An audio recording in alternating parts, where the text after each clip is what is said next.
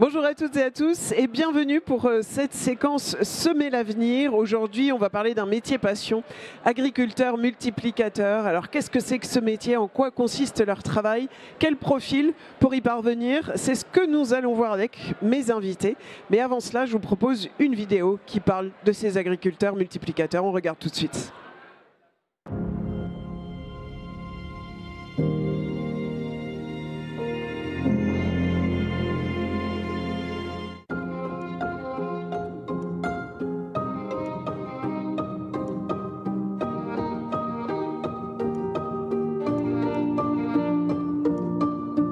Ça m'a toujours vraiment plu la partie production de semences parce que ça sort des sentiers battus entre guillemets.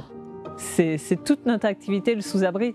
Donc du coup, le fait d'avoir de la diversité d'espèces, déjà, c'est intéressant. On apprend de chaque espèce, on va apprendre des nouvelles techniques, on va observer de nouvelles choses. Enfin, c'est ce que je disais tout à l'heure, c'est un peu un côté challengeant aussi. Enfin, j'aime bien tous les ans essayer d'avoir une nouvelle espèce ou un nouveau contrat un peu différent pour justement apprendre de nouvelles choses, quoi.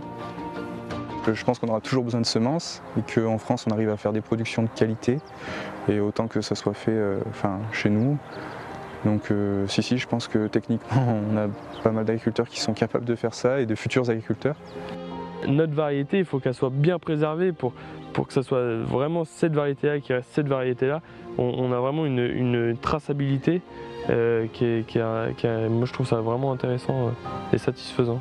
On prend vraiment en compte la qualité de notre travail et moi c'est ce qui me plaît. Ouais. Pour moi, c'est une fierté parce qu'on forme une sorte de communauté et on devient presque une famille. On fait partie intégrante du processus de recherche, sélection et production de semences.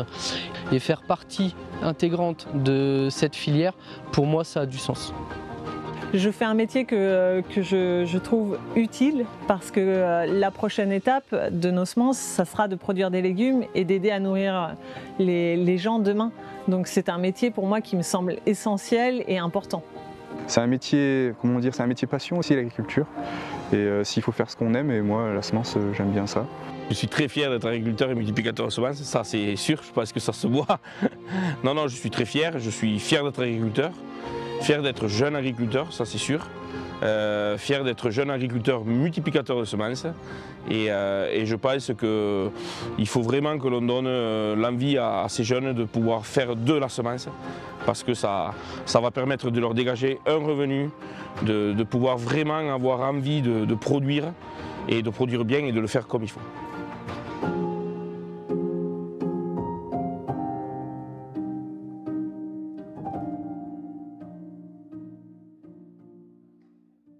Alors on va voir avec vous un petit peu plus dans le détail de ce que c'est qu'un agriculteur multiplicateur. Claude Pargade, vous êtes agriculteur dans les Pyrénées-Atlantiques, et on le voit à votre béret. Fabien Lenormand, agriculteur dans le Puy-de-Dôme. Vous êtes tous les deux évidemment agriculteurs multiplicateurs. Alors une première question, Claude, toute simple. En quoi ça consiste? Qu'est-ce qu'on fait comme travail? Quelles sont les conditions de travail? Les conditions de travail, ce sont les conditions d'un agriculteur. Pour faire de la semence, on a des obtenteurs qui nous mettent à disposition des variétés et nous, en cultivant deux variétés, on arrive à faire un hybride et cet hybride, après, il est vendu dans le commerce pour faire de la production de colza pour tout le monde.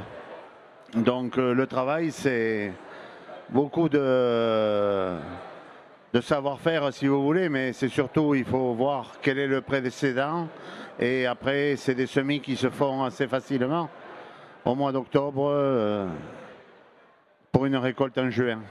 C'est plus rigoureux que d'être agriculteur simplement, enfin d'être les deux. Est-ce que ça demande plus de rigueur? Est-ce que, on l'a vu dans la vidéo, il y a aussi cette appétence, cette idée de tester de nouvelles semences et de voir comment ça se passe? C'est tout ça en même temps?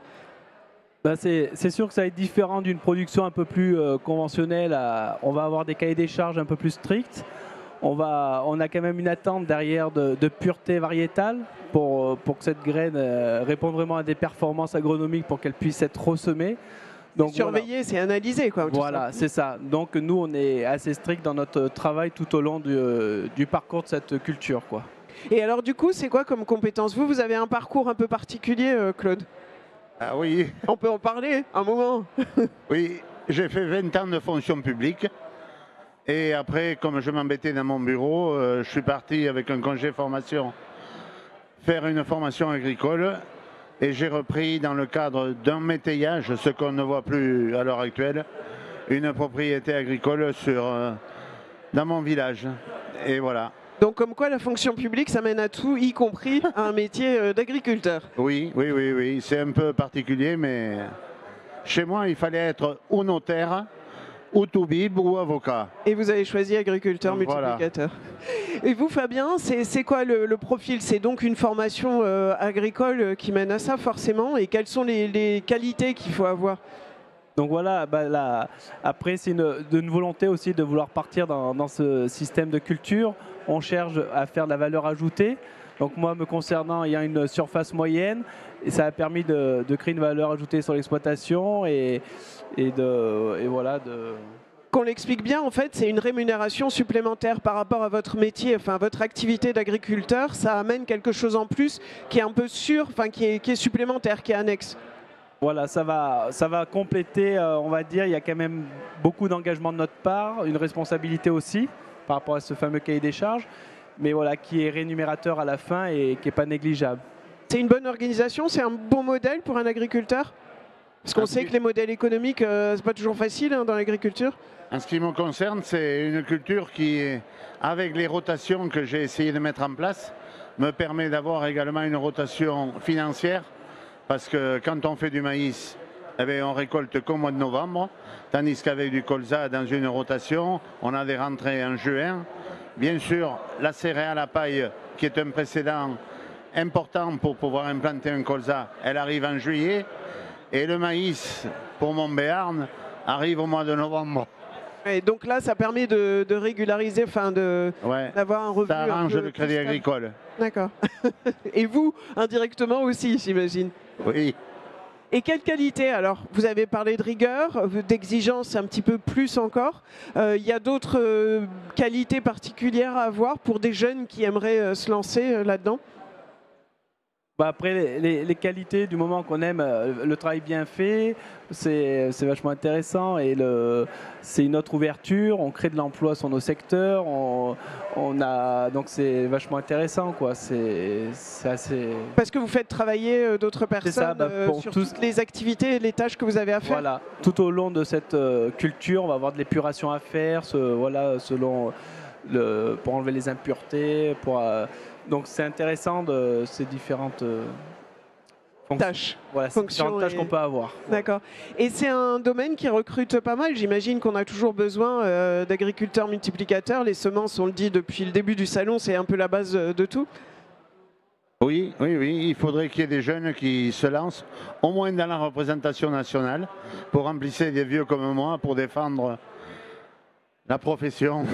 Et vous avez l'impression qu'il y a un peu du manque là-dessus, que les jeunes ont du mal à se mettre à ce type d'activité? Personnellement, chez moi, c'est assez dur, oui.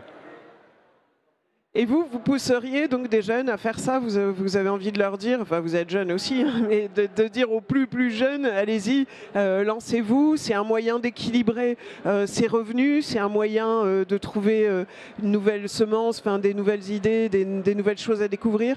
Voilà, comme vous le dites, on est quand même le premier maillon de la chaîne, donc si demain cette semence est plus faite comme sur notre territoire, on est quand même assez performant sur notre territoire, donc on a tout intérêt à continuer à faire ces variétés comme on le fait aujourd'hui pour répondre à nos normes qu'on veuille et pour les futurs agriculteurs, tout ce qu'on va semer, voilà, on en a besoin de tout ça, quoi. Ça répond à la suite, quoi. Oui, il faut que la suite assure l'avenir, la représentation, mais aussi la production. Même chose, même message un peu dans ce sens. Oui, oui, surtout. Il faut que les jeunes continuent et n'aient pas peur d'innover aussi, d'aller dans des cultures que font peut-être pas leurs parents, mais qui aillent vers une découverte. Voilà.